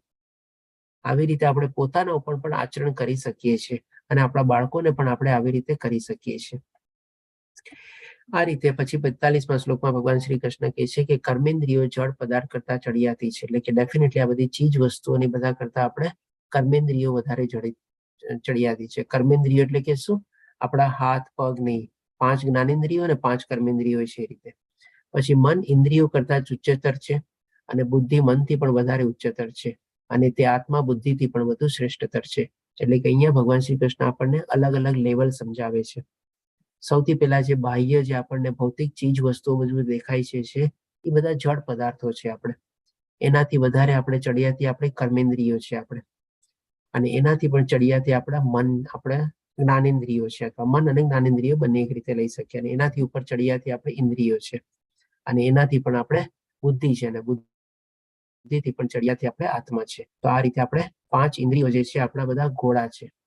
અને આ જે છે ઇન્દ્રિયોને જો આપણે કંટ્રોલમાં રાખીએ તો આપણે મનના દોરડા રૂપી આપણે એને કંટ્રોલમાં રાખી શકીએ. અને આવી રીતે જો મનને આપણે કંટ્રોલમાં રાખેલું હોય તો આપણે અંદર પાછળ બેઠેલો જે આત્મા જે છે, સરસ મજાનું આપણે આપણું જે જીવન રૂપી જે આખો રથ છે, આપણે શરીર રૂપી આખો જે રથ છે, એ રથના ઘોડાને આપણે સરસ રીતે આપણે હાંકી શકીએ. આપણે જીવનને આપણે સરસ રીતે ચલાવી શકીએ. આપણે હવે આપણે જોઈએ કે ભાઈ આપણે અત્યાર સુધી કેવી લાઈફમાં આપણે પ્રવૃત્ત થયેલા છીએ અને કેવી લાઈફ આપણે જીવીએ છીએ. આ જેમ કે ભગવાન શ્રી કૃષ્ણ આપણને અલગ અલગ 5 લેવલ સમજાવ્યા. શું કહેવાય, જળ પદાર્થ કરતા આપણને કર્મેન્દ્રિયો, કર્મેન્દ્રિયોથી ઉપર આપણને જ્ઞાનેન્દ્રિયો, જ્ઞાનેન્દ્રિયોથી ઉપર આપણી બુદ્ધિ, બુદ્ધિથી ઉપર આપણું આત્મા, વચ્ચે આપણે મન આવ્યું, આપણે જ્ઞાનેન્દ્રિયોથી ઉપર મન આવી ગયું. તો આ રીતે હવે આપણે જોઈએ કે આપણે બી આપણી લાઈફ કેવી રીતે જીવીએ છીએ. આપણે કે જો શરૂઆતમાં જ આપણે ખાલી શરીર સુખ માટે આપણે જીવતા હોઈએ, નીચેથી જ આપણે શરૂઆત કરીએ કે ભાઈ ખાધું પીધું ને મોજ કરું બસ, તો આપણે શું છે, શારીરિક સ્તર ઉપર આપણે જીવીએ છીએ. તો આપણા અને પ્રાણી જીવનમાં છે ને કોઈ ફરક નથી. પ્રાણી પણ એ જ કરે છે, પોતે પણ ખાય પીવે છે, મળત્યા કરે છે, અને ડિફેન્ડ કરે છે, ને મેટિંગ કરે છે, ને બધું કરે છે. આપણા અને પ્રાણી જીવનમાં ફરક શું થયો? પછી માની લો આપણે થોડુંક આપણે શારીરિક સ્તર સુધી આપણે બધું થઈ ગયું હોય ત્યારે આપણે શું કામુક કચા વિષય સૂક્ષ્મ સ્તર ઉપર જઈએ. એટલે કે આપણે થોડું ઘણું ચાલો ભાઈ ખાવા પીવાનું બધું થઈ ગયું છે, કપડા લતા બધા થઈ ગયા છે, હવે સારું ઘર ને બધું જોવે, અને ઘરની અંદર પછી ગાડીઓ જોવે, બધી સુખ સગવડ અને સાધનો જોઈએ આપણે. તો શું આપણે પ્રાણમય, એટલે કે ભાઈ આપણા લાઈફનું આપણે પ્રોટેક્શન પૂરતું આપણે જીવા. તો આ પણ તો પ્રાણી જીવન કરી શકે છે. એ પણ તો પોતાનું દર બનાવે છે, માળો બાંધે છે ઘરેવા કરવા માટે, પોતાના લાઈફનું પ્રોટેક્શન કરે છે. વરસાદ આવે છે ત્યારે કેવી રીતે અંદર વહ્યા જાય છે, આવી બધું કરે છે. તો પણ આપણા નિરાજમાં ફરક શું થયો? કાંઈ ફરક નથી. પછી આપણે કહીએ કે ચાલો માનસિક સ્તર, એટલે કે આપણે બુદ્ધિનો હવે આપણે થોડો ઘણો ઉપયોગ કર્યો અને આપણે ભૌતિક દુનિયાની જે કહેવાતી બધી જ્ઞાન છે, આપણે ડિગ્રીઓ છે, બધું મેળવી લીધું. અહીંયાથી આપણે કહી શકીએ કે થોડું ઘણું આપણો અને પ્રાણી જીવનમાં ફરક પડે છે, કારણ કે એ પ્રાણી માટે ઉપલબ્ધ નથી બધી ચીજ જ્ઞાન મેળવવું. પણ આપણે આ બધું જ્ઞાન મેળવીને બી કર્યું શું? આપણે ઓર હવે પૈસા કમાણા, ઓર બધી સુખ સગવડો ને બધું આપણે જીવન જીવા, તો પણ આપણે કહી શકીએ કે આપણા પ્રાણી જીવનમાં બહુ કઈ એટલો ફરક તો ન થયો. હા, થોડું ઘણું એનાથી આપણે હાયર લેવલ થયું, બરાબર છે, થોડીક ડિગ્રીઓને બધું મેળવ્યું, પણ સાચો જીવનનો ઉદ્દેશ આપણે જાણી શક્યા? તો કે ના. તો જ્યારે આપણે સાચા ઉદ્દેશ, આપણા મનુષ્ય જીવનના ઉદ્દેશ વિશે જાણવા જાગીએ કે ભાઈ હું કોણ છું, હું ક્યાંથી આવ્યો છું, મારો એમની પરમાત્માની સાથે સંબંધ શું છે, આ સૃષ્ટિ ઉપર આવીને મારે મારા મનુષ્ય જીવનનું શરીર જે મળેલું છે એનો કેવો ઉપયોગ કરવાનો છે, મનુષ્ય જીવનનું લક્ષ્ય શું છે, ત્યારે આવી રીતે જો આપણા મનમાં જિજ્ઞાસા થાય તો આપણે કહી શકીએ કે આપણે આપણી બુદ્ધિનો ઉપયોગ કર્યો કહેવાય, અને આપણે બૌદ્ધિક સ્તર ઉપર આપણે જીવા કહેવાય. અને એ બધી જિજ્ઞાસા થઈને પછી આપણે હવે માની લો આ બધું જ્ઞાન મેળવવાની કોશિશ કરી, જેમ આપણે સરસ રીતે આ બધા આપણે ઓનલાઈન કોર્સમાં એમાં જોડાયેલા છીએ, ભગવદ્ ગીતાનું અધ્યયન કરીએ છીએ, ઓર આપણે આધ્યાત્મિક આપણે સફરમાં આપણે આગળ વધવા ઈચ્છુક થઈએ છીએ, ત્યારે આપણે કહી શકીએ કે આપણે આધ્યાત્મિક સ્તર ઉપર આપણે આપણી જિંદગી જીવીએ છીએ અને સાચા મનુષ્ય જીવન તરીકેનો આપણે એનો ઉપયોગ કરીએ છીએ. કારણ કે આપણે ખબર પડી ગઈ છે કે આ મનુષ્ય જીવનનું લક્ષ્ય શું છે અને લક્ષ્ય પ્રાપ્ત કરવા માટે મારે શું કરવું પડશે. ત્યારે આપણે કહી શકીએ કે આપણે સંપૂર્ણ રીતે આપણે જીવિત છીએ અથવા જાગૃત છીએ આપણે. તો આ રીતે અલગ અલગ લેવલ છે આપણે. હવે આપણે ડિસાઈડ કરવાનું છે કે ભાઈ આપણે કયા લેવલમાં જીવીએ છીએ અત્યારે ને કયા લેવલમાં આપણે પહોંચવાનું છે આપણે. તો આ રીતે આપણે ત્રીજો અધ્યાય કર્મયોગ આપણે કમ્પ્લીટ થાય છે. વાંછા કલ્પતરુભ્યશ્ચ કૃપા સિંધુભ્યઃ વચ પતિતાનાં પાવનેભ્યો વૈષ્ણવેયો નમો નમઃ. હરે કૃષ્ણ કૃષ્ણ કૃષ્ણ હરે હરે, હરે રામ રામ રામ હરે હરે. શ્રીલા પ્રભુપાદ કી જય. શ્રી રાધા ગોવિંદ પ્રણામ. હવે આના સંદર્ભમાં જો કોઈને કોઈ પ્રશ્ન હોય તો લઈ શકીએ છીએ આપણે.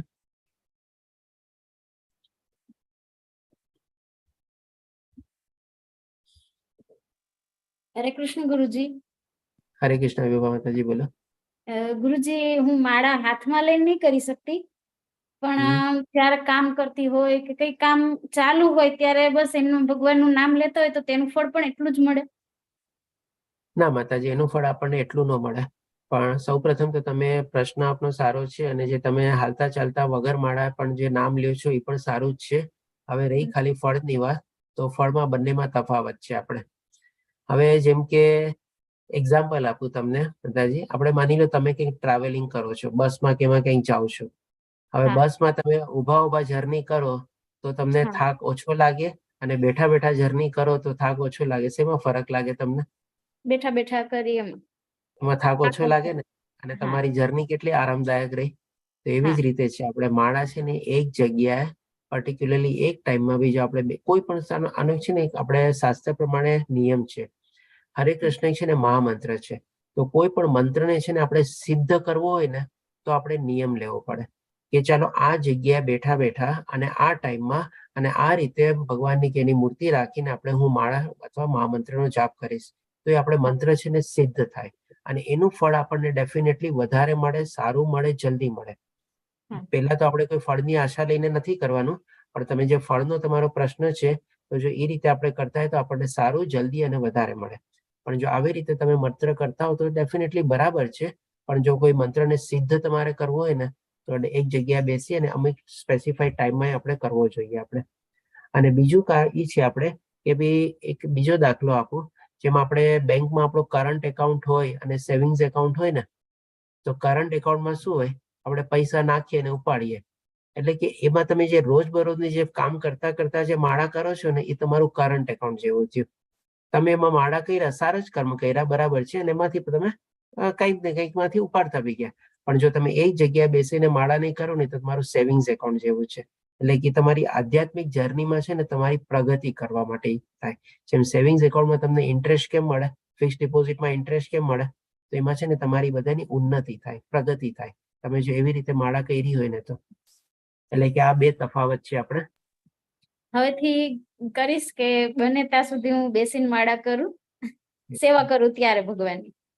હા, અને પછી હજી આના પછી તમે જયારે બેસીને કરશો ને ત્યારે તમારો પછી હવે આગળ પ્રશ્ન આવશે કે મારું મન નથી લાગતું તો શું કરવું.